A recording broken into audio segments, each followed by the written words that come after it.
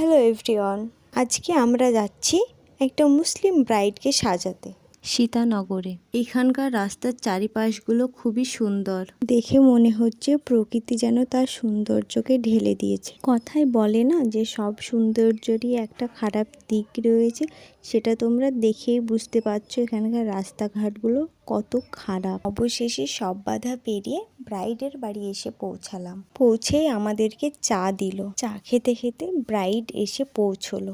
ব্রাইডকে সাজানোর মাঝে তারা অনেক ফলও খেতে দিয়েছিল, কিন্তু সেইগুলোর ভিডিও নেওয়া হয়নি, সময় অল্প থাকার কারণে।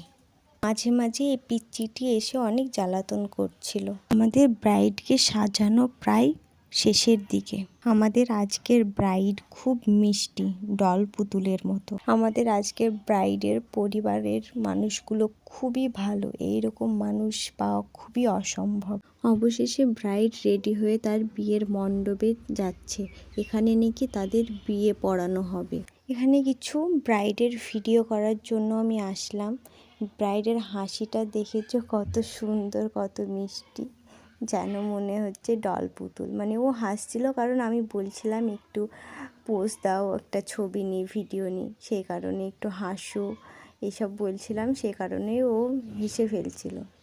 তোমাদেরকে তো বলাই হয়নি, আজকে আমাদের ব্রাইডের নাম নয়ন। খুব মিষ্টি একটা নাম, খুব মিষ্টি একটি মেয়ে। বারবার আমাদেরকে বলছে খেয়ে যেও। এখানে ভিডিও নিতে এসে দেখলাম এখানে প্রচুর মানুষ, তাই এখান থেকে চলে আসলাম। তারপরে চলে গেলাম খেতে। দিল জলের বোতল, তারপরে দিল একটি শোলার থালা, তারপরে দিয়ে দিল একটু টিস্যু ও একটি জোয়ানের প্যাকেট। তারপরে পড়লো পাতে গরম গরম বেগুনি ও তার সঙ্গে স্যালাড। তারপরে দিয়ে দিল ফ্রাইড রাইস ও ছোলার তরকারি।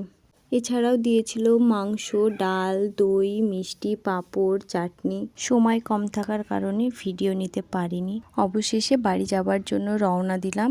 টাটা, দেখা হবে পরের কোনো ভিডিওতে।